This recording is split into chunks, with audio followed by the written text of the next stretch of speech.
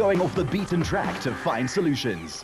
The sixth round of the ABSA Off-Road Championship, the Ford Motorrad 400 in the Limpopo province, continues, and the prologue was tough. So it was quite rough today. There's supposed pieces that was very, very rough. Especially the dongas was quite deep, because with the bakkie you can't actually see. You think you're in the donga, and then you put foot, and then all of a sudden, yes, it still goes down. So it's very, very deep, and there was some ravines that was a little deep, but I think we went. I've tried to push it today. But then so did the leader, who thought it was longer than it really was. It was quite nice, smooth, but it was very, very difficult to look for the roads, because there was no roads. You know, we were first on the road, and I must say it was concentrating the whole 50 kilometers. We had to concentrate so hard to stay on the route, you know. So, but it went very well for us. I think for being first on the road. But I think some of the guys behind us is probably going to beat our time, because there's going to be tracks. Do you think it's going to be a problem tomorrow finding the route? I don't really think so. I think the first 5 guys that's going to run tomorrow in the front is probably going to battle on the first lap, you know, but the second lap you're going to do the same route. So on the second lap it will be like a highway. So I think the guys that's running in the first 2 or 3 is probably going to be a little bit slower tomorrow, you know, than today. For Ford, there was a new old face. Marcel Trethry was back in the big Ford SP with Brandon Harkis. I'm very pleased to be back. The Ford is fantastic. We had a brilliant run. Just handles beautifully in the corners. Brandon's driving exceptionally well. And yeah, we're very happy with how things are going so far. So you've been with Brandon before, so you get along well in the car? Yes, we get along very well. You know, he concentrates on the driving, I concentrate on the navigating, and yeah, we work well as a team. For Bevan Bertolt and Robin Houghton in the Castrol Toyota, the communication problem in the cockpit hampered their progress. Disappointing. We had a problem with our intercom about 5 kilometers in, and without communication on such a tricky route, a lot of cutbacks, a lot of turns, just made it very difficult. Obviously we used hand signals, but it's not quite the same. You can't give the driver detailed information. Speaking to other co-drivers, it looks as though for the first loop, at least tomorrow, you're going to have your work cut out.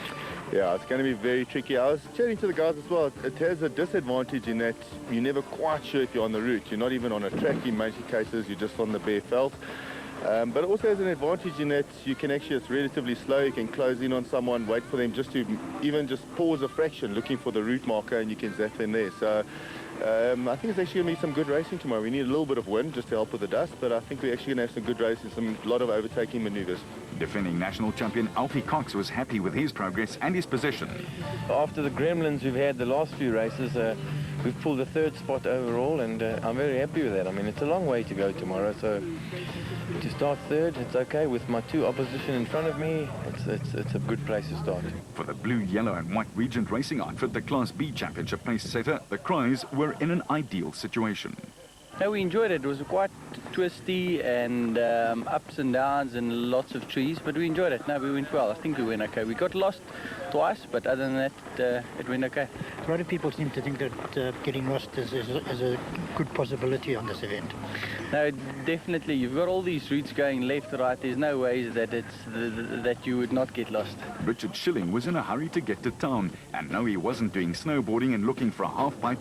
He needed the full thing. Yeah, I'm in a bit of a hurry. I've got to go to town to get a hydraulic pipe. We burst a hydraulic pipe about 5 kilometers into the route, so I've driven about 20 kilometers without power steering. That's not the end of the world. I guess we lost a few minutes. Get the car together and go racing tomorrow. And to get the cars back to racing state, even after doing just less than 30 Ks, is a stretch, as the team mechanics find out to their horror every time after a prologue. But as the Limpopo sun raised its sunny face to Saturday morning, the steeds and their jockeys were all ready and raring to go, to once again do battle with the earth and her surprising humps, bumps, curves and twists and turns. The unexpected, and thus expecting it most of the time. But mostly they were hoping for wind, so that the dust would be blown away on the day. For others, there were some very big frustrations. It's a bit frustrating. Yesterday we stopped the time trial, heard a slight ticking noise, and I was hoping it was exhaust noise, but unfortunately when we opened the engine, some of the hardenings come off the camshaft, which is not good, and unfortunately we didn't have a spare, so we didn't have to park the car. But frustrating, like I say, you know, with Duncan being so far back, us being in third place, you know, it was a good chance for the championship. And but that's racing, you know. I've raced many races before that I've got lucky, and some that I've lost out on, and it's just one of those things, you know. And it's unfortunate it's this time of the year, but you know, what can we say? It's just one of those things that can happen to anybody.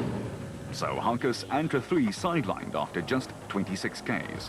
But everyone has their battle stories to tell, some better than others. Everything runs smooth for a change there, you know. Normally we had a little bit of equals here and there, but it went very well. We were pushing quite hard. But remember, that's only the time trial. Today is actually the race, and it's going to be tough, and the positions are very, very close there, so it's going to be very competitive. And that's the beauty of what the ABSA Championships have achieved over the last 5 seasons. The quality of the racing has improved. Yeah, we're going to go and have a good one, eh? We're going to have a good race today, and hopefully it comes out well at the other end. We won it last year, hopefully we can do the same again this year.